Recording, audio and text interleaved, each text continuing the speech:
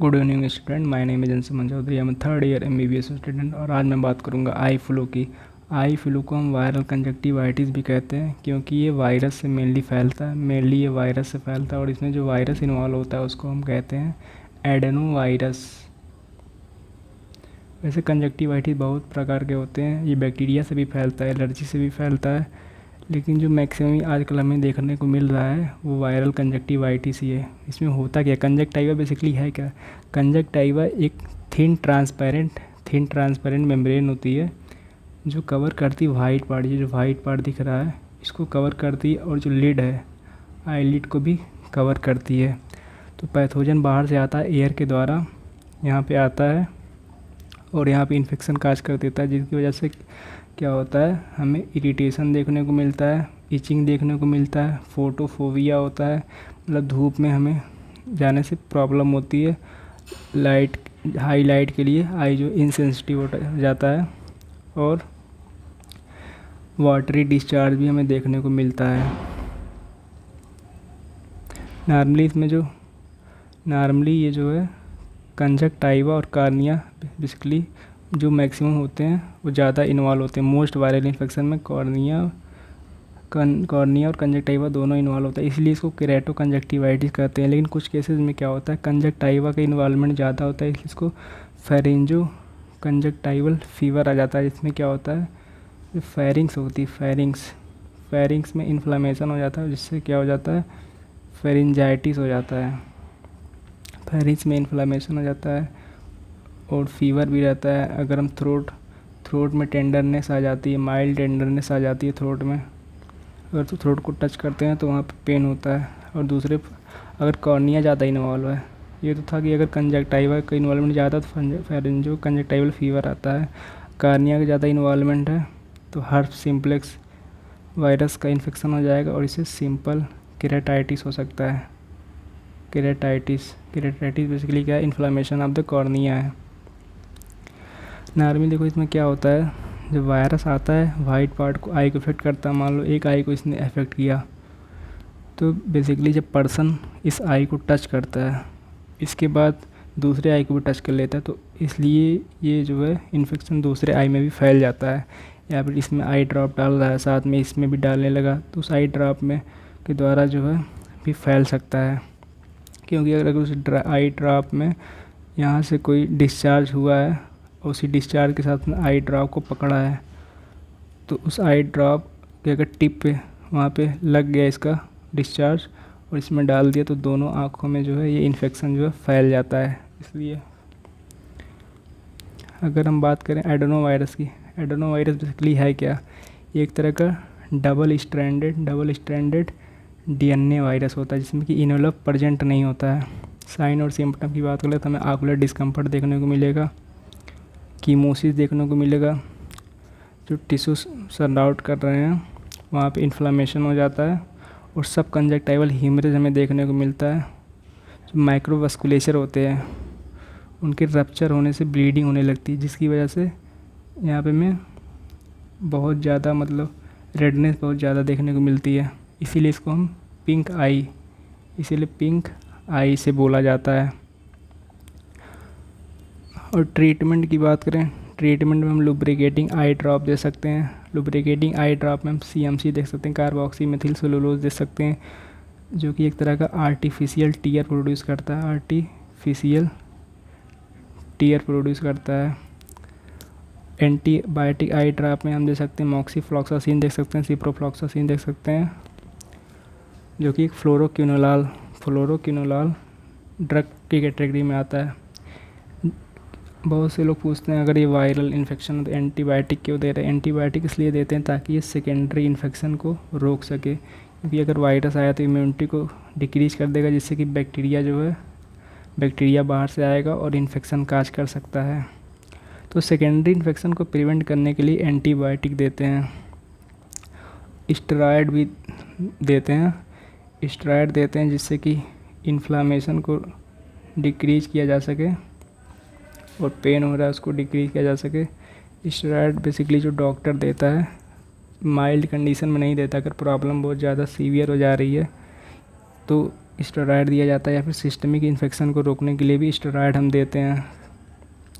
और anti allergic drop के देते, एंटी एलर्जिक ड्रॉप इसलिए देते हैं जो एलर्जिक सिम्पटम हमें देखने को मिलता है, जैसे कि इचिंग हुआ, इरिटेशन हुआ, माइल्ड लैक्राइमेशन हुआ, इन सब को ट्रीटमेंट करने। और ग्रीटीनेस फीलिंग होता है, मतलब feeling of foreign body sensation feel होता है, ऐसा लगता है कि आंखों में कुछ चुभ रहा है, इसलिए एंटी एलर्जिक ड्रॉप भी देते हैं। सपोर्टेड ट्रीटमेंट में हम क्या करेंगे? सपोर्टेड ट्रीटमेंट में कुछ नहीं, जो इन्फेक्टेड आई है, जिस आई में इन्फेक्शन है, उसमें हम कोल्ड कंप्रेस देंगे दिन भर में 4 से 6 बार। एक दिन में 4 से 6 बार हम कोल्ड कंप्रेस देते हैं। देखो, अगर प्राइमरी माइल्ड कंजक्टिवाइटिस है, वायरल कंजक्टिवाइटिस, अगर उसको ट्रीट नहीं किए तो ये सीवियर में कन्वर्ट हो जाता है।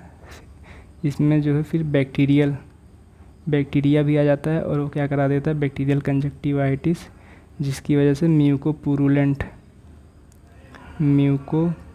डिस्चार्ज होता है, पस लाइक डिस्चार्ज होने लगता है, जैसा कि ये दिखाई दे रहा है। और जब पर्सन सुबह उठता है तो उसकी जो पलकें दोनों होती हैं वो चिपकी हुई होती हैं, अपन को खोल नहीं पाता। और उसके लिए फिर उसको हीट कंप्रेस, अब यहाँ पे हीट कंप्रेस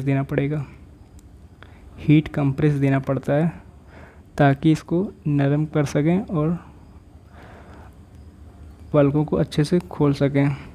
कोल्ड कंप्रेस कब देते हैं? कोल्ड कंप्रेस तब देते हैं जब बहुत ज़्यादा इरिटेशन, जलन फील होती है, तब कोल्ड कंप्रेस देते हैं। हीट कंप्रेस देने से क्या होता है, जो मीबोमियन ग्लैंड है, जो ब्लॉक्ड मीबोमियन ग्लैंड अगर ब्लॉक्ड है तो वो ओपन हो जाती है, और यहाँ से सिक्रीशन देती हैं, ऑयली सिक्रीशन टीयर फिल्म का देती हैं, जो कि लुब्रिकेशन करता है।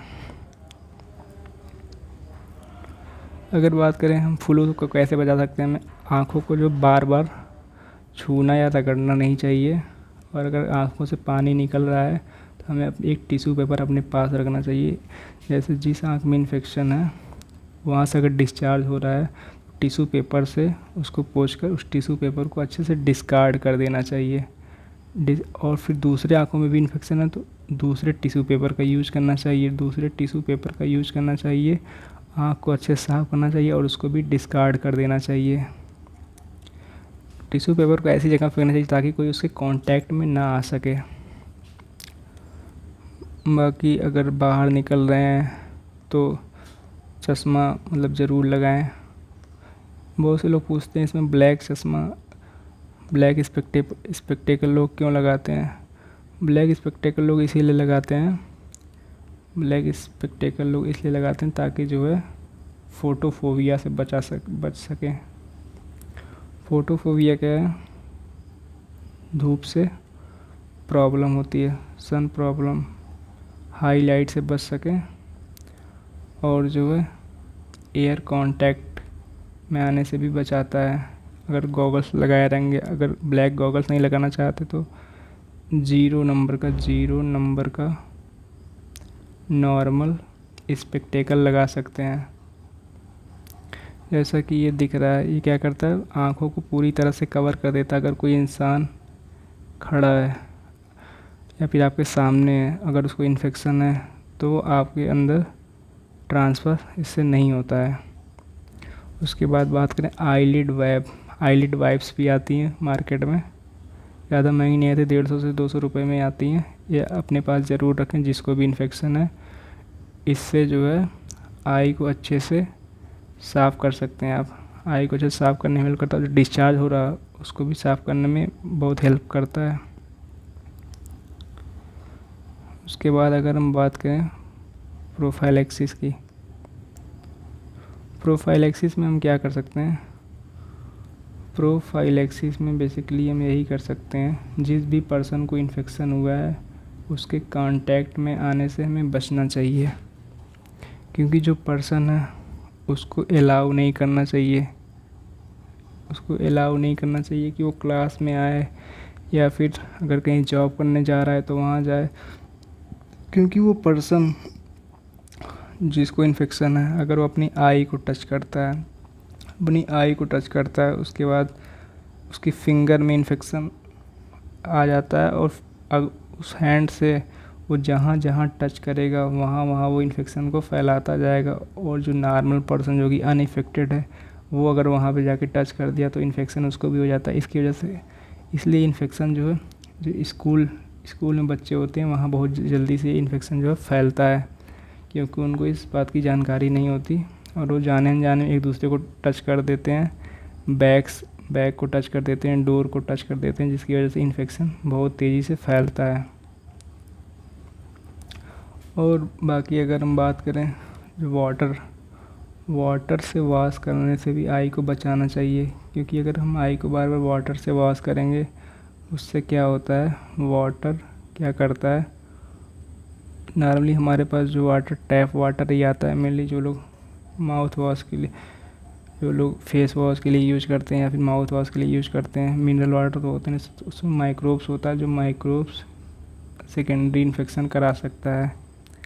और जो वाटर जो है जो आई में हमारे जो सेंसिटिव टिश्यू हैं उनको भी हार्म पहुंचाता है, सेंसिटिव टिश्यू को भी हार्म पहुंचाता है। और आई में कुछ क्या होते हैं, आई में जो नॉर्मल फ्लोरा होता है, जो नॉर्मल फ्लोरा आई का जो कि हमें प्रोटेक्शन करता था पैथोजन से, उसको भी ये ख़त्म कर देता है, जिससे पैथोजन जो है अंदर आने लगते हैं। और ये टीयर फिल्म जो होती है, टीयर फिल्म उसको भी हटा देता है, बार बार आँखें धुलने से जो बाहर की पतली लेयर टीयर फिल्म होती है वो हट जाती है, जिसकी वजह से ड्राइनेस आई का ज़्यादा होने लगता है। अगर हम एक न्यूज़ रिपोर्ट की बात करें, ये न्यूज़ देखो कब आई है, 8 अगस्त की न्यूज़ है। ये डॉक्टर जीवन सिंह तेतियाल जो कि एक प्रोफेसर हैं ऑप्थेल्मोलॉजी के एम्स दिल्ली में, उनका कहना ये है कि हर दिन 100 पेशेंट आ रहे हैं यहाँ पे। और ये इसलिए हो रहा है क्योंकि इस साल जो है रेन बहुत ज़्यादा हुआ है और बाढ़ भी बहुत ज़्यादा आई है, और इसकी वजह से ह्यूमिड कंडीशन जो है बढ़ गया है और हाइजीन लेवल जो है वो भी घट गया है। लोग जो है हाइजीन पर ध्यान नहीं दे रहे हैं, जिसको इन्फेक्शन हुआ है, जो मेडिकल फील्ड से रिलेटेड है, वो लोग भी ध्यान नहीं दे रहे हैं। डॉक्टर संजीव गुप्ता जो कि एक आई सर्जन आई केयर सेंटर न्यू दिल्ली की, उनका क्या कहना है कि 10 से 15 कंजक्टिवाइटिस के पेशेंट डेली आ रहे हैं। उनका ये भी कहना है इस साल कंजक्टिवाइटिस इसलिए इतना ज़्यादा बढ़ गया है क्योंकि 2 से 3 सालों से लोग कोरोना की वजह से घर में थे, इसकी वजह से एक दूसरे कांटेक्ट में कम आए, इसकी वजह से कंजक्टिवाइटिस कम बढ़ा, इसलिए अचानक कांटेक्ट में आने से कंजक्टिवाइटिस बहुत ज़्यादा बढ़ रहा है। ये थी दैनिक ट्रिब्यून की एक रिपोर्ट के मुताबिक। सिंपल सी बात, अगर आपको कंजक्टिवाइटिस हुआ है तो आप क्या प्रोफाइलैक्सिस कर सकते हैं, जिस भी पर्सन को हुआ है उसके कांटेक्ट में आने से पहले बचें, पर्सन के कांटेक्ट में आने को अवॉइड करें। और सबसे ज़रूरी चीज़ अपने पास एक हैंड वॉश से दिन भर में 4 से 5 बार हाथ जो है ज़रूर धुलें। और अपने घर में या कहीं अपने पास जो हैंड सैनिटाइज़र ज़रूर रखें। और आँखों को टच करना है उसके पहले हैंड सैनिटाइज़र ज़रूर से ज़रूर इस्तेमाल करें। और भूल कर भी दूसरे का हैंकिंग या टॉवेल यूज़ नहीं करना है, क्योंकि किसको पता किसके टॉवेल में क्या है। अगर ये इतनी प्रोफाइलैक्सिस करते हैं तो आप बच सकते हैं। और प्रोफाइलैक्सिस में आप एक CMC आई ड्रॉप भी ले सकते हैं, जो कि कार्बोक्सीमेथिल सेलुलोज आई ड्रॉप होता है। क्या करता है, आर्टिफिशियल टीयर प्रोड्यूस करता है जो कि आई को लुब्रिकेशन प्रोवाइड करता है। इसका कोई साइड इफ़ेक्ट नहीं होता, इसलिए आप CMC को यूज़ कर सकते हैं। बाकी एंटीबायोटिक की बात करें, एंटीबायोटिक्स अपने मन से कभी नहीं लेना चाहिए बिना डॉक्टर के प्रिस्क्रिप्शन के। अगर आपको कोई आई प्रॉब्लम, सबसे पहले डॉक्टर से कंसल्ट करें। अगर डॉक्टर कहता है कि वो पहले प्रॉब्लम देखेगा, उसी हिसाब से एंटीबायोटिक देगा। और मतलब डिटेक्शन के बाद कि उसमें कौन सा ऑर्गेनिज्म इन्वॉल्व है, और एंटीवायरल भूल के भी यूज़ नहीं करना चाहिए। एंटीवायरल इसलिए यूज़ नहीं करना चाहिए क्योंकि एडेनोवायरस का एंटीवायरल अभी तक मार्केट में अवेलेबल ही नहीं है, और जो मार्केट में अवेलेबल है वो सिंपल केराटाइटिस के लिए है। केराटाइटिस के लिए जो कि हर्प्स सिंप्लेक्स वायरस से होता है। और जो गॉबलेट सेल कंजक्टाइवा में प्रेजेंट होती हैं, वो इन एंटीवायरल के लिए रिस्पॉन्ड ही नहीं करती, इसलिए एंटीवायरल का यूज यहाँ पे किसी काम का नहीं है। बाकी इंडियन में बहुत लोगों का मानना है इंडिया में कि आँखें देखने से मतलब बस देखने से हो जाती हैं, लेकिन ऐसा कुछ नहीं है। ये सब एक अपने आप में मिसकंसेप्शन है जो लोगों ने बना लिया है। ये इन्फेक्शन भी देखो कोरोना वायरस के सिमिलर ही है। जैसे कोरोना वायरस में क्या था, जिस पर्सन को इन्फेक्शन था उसको कहते थे कि नोज़ और माउथ को टच करने को अवॉइड करते थे, वैसे इसमें जो है आई को बार बार फिंगर से टच करने से अवॉइड करते हैं, क्योंकि इन्फेक्टिव एजेंट जो है यहीं पे था। इसलिए अगर यहाँ पे टच करते हैं, फिर इससे दूसरी जगहों पे टच करते हैं, डोर पे टच करते हैं, डोर नॉब पे टच करते हैं, डोर हैंडल पे टच कर दिया, या फिर किसी सामान को टच कर दिया, अगर उस चीज़ को दूसरा पर्सन टच करता है तो उसको भी ये इन्फेक्शन हो सकता है। वैसे भी इंडिया बहुत तेज़ी से फैल रहा है, तो इसलिए हमें सुरक्षा की बहुत ज़्यादा ज़रूरत है। बाकी तो स्टेरॉयड भी अपने मन से यूज़ नहीं करना चाहिए, तो डॉक्टर प्रिस्क्राइब ना करे, बिना डॉक्टर के प्रिस्क्रिप्शन के स्टेरॉयड हमें यूज़ नहीं करना चाहिए। हाँ, अगर एक चीज़ भूल गए, सर्जरी की ज़रूरत बहुत ज़्यादा सीवियर केसेस में पड़ती है। नॉर्मली क्या होता है, ये जो है 10 से 18 दिन में ये सही हो जाता है। अगर इसको प्राइमरी ट्रीटमेंट सही से दिया गया तो 10 से 18 दिन में सही हो जाता है। बट अगर ये 30 दिन तक रह गया, 1 मंथ से ज़्यादा रह गया इन्फेक्शन, उस कंडीशन में क्या होगा, आई इन्फेक्शन बहुत ज़्यादा बढ़ जाएगा, उससे सेलुलाइटिस हो सकता है, और फिर यहाँ पे डॉक्टर जैसा देखेगा उस हिसाब से सर्जरी की ज़रूरत पड़ेगी तो करेगा। ये सब डॉक्टर के ऊपर है, इसलिए खुद डॉक्टर ना बने। अगर आपको कोई लगता है कि आँखों में इरिटेशन, चुभन हो रही है, जलन हो रही है, या फिर ऐसा कोई भी प्रॉब्लम हो रही है, तुरंत अपने डॉक्टर से कंसर्न करें, और मेडिकल स्टोर पे जाके खुद से दवाएं ना लें, क्योंकि मेडिकल स्टोर वाले क्या करते हैं, स्टेरॉयड दे देते हैं, एंटीबायोटिक दे देते हैं चाहे, जो जिससे क्या होता है हमारी बॉडी बार बार उस एंटीबायोटिक एक्सपोजर में आएगी तो हमारी बॉडी जो है रेजिस्टेंस हो जाएगी। अगर अगली बार सच में वो बैक्टीरिया आता है तो काम ही नहीं करेगा, क्योंकि हमारी बॉडी जो है पहले से रेजिस्टेंस हो चुकी है। बाकी ब्लैक स्पेक्टेकल की बात कर लिया, उसके बाद साइन सिम्पटम में क्या हो, साइन सिम्पटम की भी बात हो गई, तो लगभग सब कुछ कवर ही हो गया, इसमें कुछ भी बचा नहीं है। तो अगर ये आपको वीडियो पसंद आई है तो इसको लाइक करें, शेयर करें, सब्सक्राइब करें। Thank you for watching.